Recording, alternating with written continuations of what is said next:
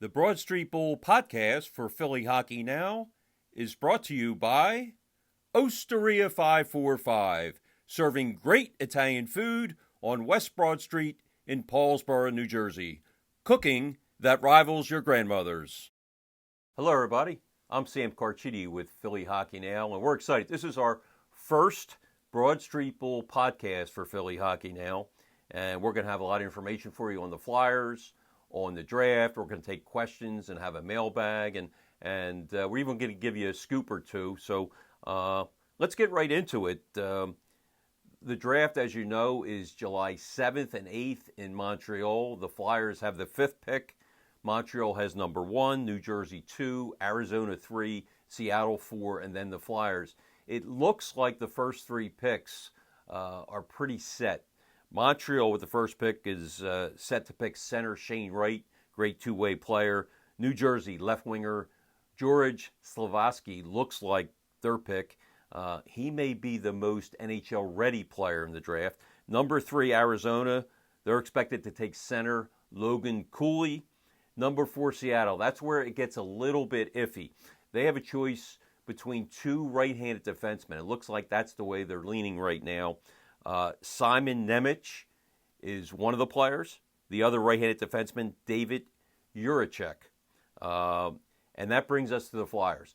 I have what we call the Flyers Super 6. These are 6 guys that will probably be available for the Flyers. Actually, 5 will be available. 1 probably won't be. We'll get into that in a second. But out of these 6 guys, the Flyers are going to get a very good player. As you know, the Flyers had a horrific season. They had their second worst season in their history, and any of these players are going to help them. Maybe not right away, but down the road, they're definitely going to help them. The Flyers need help, not only with their parent team, but with their farm system, and one of these guys is going to be a very good player. So let's get right into the Super 6. Number 1 is, as I said, it's going to be either Nemec, the 6'1", 192-pound right-handed defenseman, great two-way player. If Seattle picks him, then the other defenseman that the Flyers will have an opportunity to pick is David Jiricek. He's also a right-handed defenseman, 6'3", 189, also very good all-around player. Now, the thing with him is he had some knee surgery to repair ligaments. That was in January. He did come back and play. It looks like it's no problem, but just something to keep an eye on. The Flyers, of course, in 2017 picked Nolan Patrick, and he had some injury problems in the past, and you know how that turned out. So that may make it a little bit shaky to pick Jiricek if, in fact, Seattle picks Nemec, and I think Seattle will pick Nemec. So there are 2 guys on the Super 6. Number 3, guy I really love, Matt Savoy. He's a speedy center, very creative, very dynamic, 5'9", 175. Maybe his only drawback is his size. Maybe you can say his defense, he can improve his defense, but this guy is very, very dynamic, and I think the Flyers need a player like that. We're going to have some news on Savoy and how it pertains to the Flyers later on in this podcast. But right now, I just want to tell you that the Flyers like him. Like I said, he could help them, and in a couple years, he's not going to play right away. I love the kid's style. He's been compared to Braden Point, the top center on the Tampa Bay Lightning, and anybody compared to the Lightning's Point, you got to love, because you know all about Point. He's a tremendous player. Number 4 on the Super 6, Joachim Campbell. He's a right winger, 5'11", 176 pounds, very young, also a dynamic skater, maybe not to the level of Savoy, but it's important to know he just turned 18. He's still growing into his body. I think he's going to end up being 190, 195 pounds. He did well in the fitness combine that was in Buffalo recently, and he's a guy the Flyers have their eyes on. And the next guy, number 5 on the Super 6, Cutter Gauthier. He's a center, left winger, very versatile, 6'2", 194. Unlike Savoy, he's got the NHL size, and he's still growing. I'm really intrigued by this kid. He's a product of the U.S.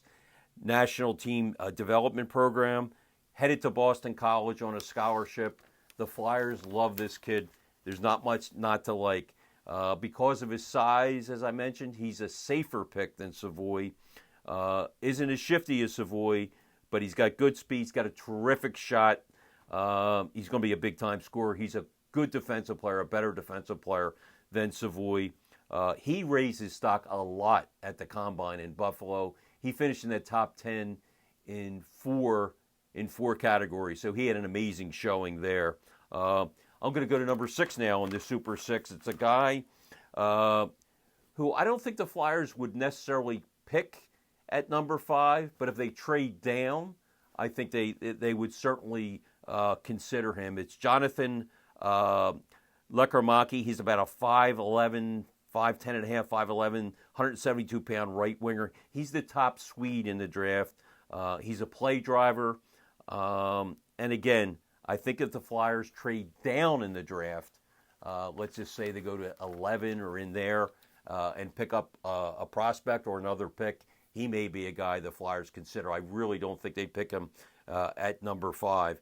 And now who do they pick? I think if they bypass a defenseman, and I think they will, I think the Flyers will probably pick Gauthier. He's got a lot working for him. To me, Juracek has some question marks. If you go with the right-handed defenseman, the surgery, his size, I think Gauthier checks more boxes. And that brings me back to Savoy. And I told you I had some information about him. I'm hearing whispers the Flyers will only take Savoy if they trade down. In other words, right now, they had their meetings a few days ago. Right now, Savoy is not, they're not really enamored at him at number 5. They like him. They like him a lot, but not at 5. If they trade down, again, if they trade down to 10, 11 in there, then I think he's on their radar. So keep that in mind. If I had to go to the bottom line and guess who they're going to pick, I think they go with Gauthier. He's, can play a couple positions, got a big shot. He's got the size, he's got the speed, very responsible defensively. There's also a possibility the Flyers trade up. What happens if they trade up, say they look to trade Ivan Provorov to New Jersey. New Jersey has the number 2 overall pick, and they have dangled the pick to a lot of teams. The Flyers know about that. Would New Jersey be interested in Ivan Provorov for the number 2 pick? At number 2, I think the Flyers will pick Slafkovsky. Just something to keep in mind right now because the Flyers, as I said, need a lot of help. And Slafkovsky is a guy with great size. He may not be NHL ready, to start the season. He may be NHL ready in a couple months after the season starts. So that's my draft rundown. That's the Super 6. Bottom line, I say they pick Gauthier, and we're going to be back in a few minutes. Now, a quick word from one of our sponsors, Osteria 545, serving great Italian food on West Broad Street in Paulsboro, New Jersey. Tell them Sam Carchidi from Philly Hockey Now sent you. Welcome back to our Broad Street Bull podcast, and I took a lot of great questions from readers on Twitter, and let's jump right into them. For our mailbag, at JoeAtta16 asks, he says, the Flyers are weak everywhere except goal, and he wonders, do you build first on offense or defense? That's a great question, and as you know, Joe, this team needs help everywhere. But to me, you build down the center position. That's the most important. You look at the 2 teams in the Stanley Cup Finals, the Colorado Avalanche and the Tampa Bay Lightning. Tampa Bay, when healthy, they have Braden Point, number 1. You have Stamkos, you have Cirelli. Cirelli, third-line center, scored 17 goals this year. Colorado, McKinnon, Rantanen, JT Compher is their third-line center, scored 18 goals. You can go on and on. Crosby, Malkin, and former Flyer Jeff Carter with Pittsburgh.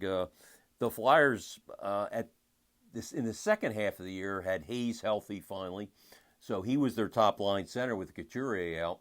But then you had Lawton at number 2. He was obviously out of position at number 2. And the third-line center was Morgan Frost, who was not productive. So they need some help there. Now, let's assume Couturier is healthy, and he should be. So this year you're going to have Couturier 1, You're going to have Kevin Hayes 2. And right now you have Lawton 3. To me, Lawton is more valuable and more productive as a left winger. I would like to see him go after Kadri, who, of course, is a big part of Colorado.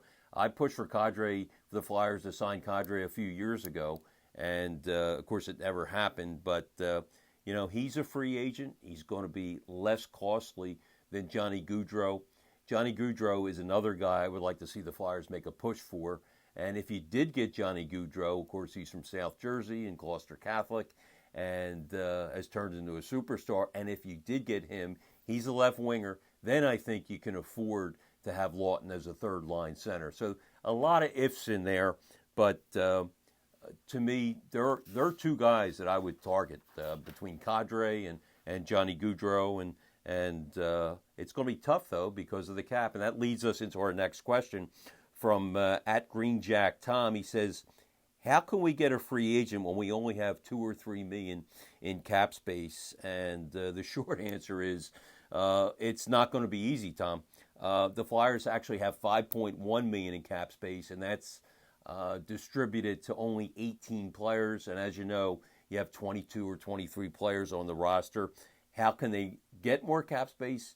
Well, it's going to be a little tricky, but James Van Riemsdyk, if you buy him out, his $7 million cap hit all of a sudden becomes 4.3.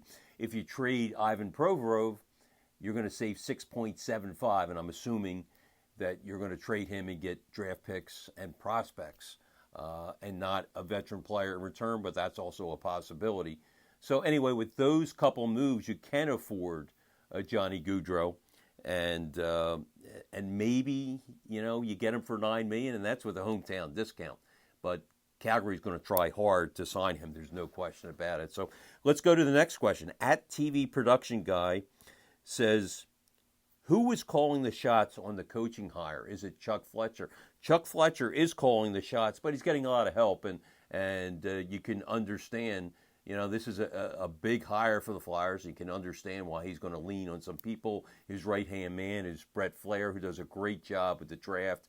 And, Flair's a guy he really leans on. Danny Briere, who is a special assistant to Chuck Fletcher, is another guy he leans on. He's also going to be talking, obviously, to Bobby Clark, Paul Holmgren, Billy Barber. They're all advisors. And the bottom line is that it has to be rubber stamped by Dave Scott. But Dave Scott, in this case, is just a figurehead. Dave is going to rely on Chuck Fletcher's recommendation. So, they've talked to Barry Trotz, they've talked to John Tortorella, they've talked to several others. We'll see how that plays out. But it's Chuck Fletcher's decision. But he's going to get some advice from other people in the front office, no question about it. At Buff985 asks, would John Tortorella be loved or hated by the fans and media? I think he would be loved by the media and loved by the fans because he would give an honest evaluation of the players. We haven't always had that from recent Flyers coaches. He would also hold the Flyers players accountable, and that's something that we really haven't seen enough of. Too much of a country club atmosphere? I would say so, and I think Tortorella would tighten things up, tighten the ship. That said, if you can get Barry Trotz, I bring Barry Trotz here because he would incorporate defense and tighten things up, and you would see vast improvement right away just with his system. Barry Trotz is the guy I want, but he is in demand. The favorite right now looks like Winnipeg, but he has talked a few times to the Flyers, and, hopefully he comes here. But Winnipeg seems like the leader in the clubhouse right now. At Dan Knightley asks, what did we do in a past life to deserve this hockey team? A great question, and I can tell you, Dan, I lived through the 1964 Phillies collapse. I was a 9-year-old kid and cried in the last day of the season when, I lived and died by Phillies baseball, and I can remember listening on the hi-fi radio to an out-of-town game. First time I think I ever did that. The Mets, the Phillies had lost 10 in a row, for those who don't know, had lost 10 in a row. Then they won 2 in a row at the end of the season. and they needed the Mets to beat the Cardinals on the last day. It would have been a three-way tie for first, and it didn't happen. I can remember crying because I followed the Phillies religiously and loved that team. Tony Gonzalez and Tony Taylor, Richie Allen, Johnny Callison, Jim Bunning, on and on and on. But the Phillies collapse was really only 10 days. It was a beautiful summer. The Flyers collapsed last year, and for the last 2 years, and they've won one playoff series in the last 10 years. It's lasted a decade. So I agree. This has been more painful than the Phillies collapse, which was epic at the time, and it's still epic.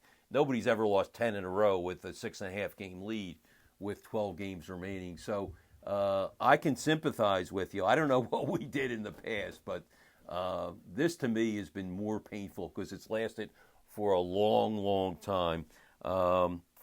At Paul DeZamba, he asks, what is the identity of the Philadelphia Flyers? That's a great question, Paul, and that is the problem with this Philadelphia Flyers team. There really is no identity.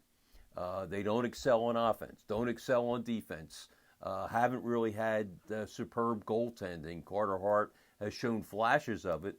They're not a team that's hard to play against. There are just a lot of questions, and they're not a fast team. They're not a real physical team. They're right in the middle, and they really have to change their identity. I talked to Craig Berube, former Flyers coach, and of course now coaches the St. Louis Blues. I talked to him recently, and he said that is one of the major problems of this Flyers team. He said they really haven't had an identity since Ed Snyder was here, and I agree with Chief. And hopefully this summer, Chuck Fletcher makes some moves with the coaching change, with trades, with free agency. Hopefully he makes the moves that bring an identity here, because that's really lacking right now. And but that includes our questions. There were a lot of great questions. I want to thank everybody. I couldn't get to all of them, but I want to thank everybody for submitting them on Twitter. And that concludes our mailbag and our inaugural podcast. I want to thank you for joining us. I hope you join us down the road. We're going to continue doing this. I want to thank my son, also named Sam, who did a great job producing this. He is the smartest person in this room, believe me. He knows more about sports than I do, and probably almost anybody in the Delaware Valley.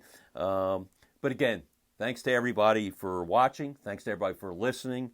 And as the late, great Gene Hart used to always say, good night and good hockey.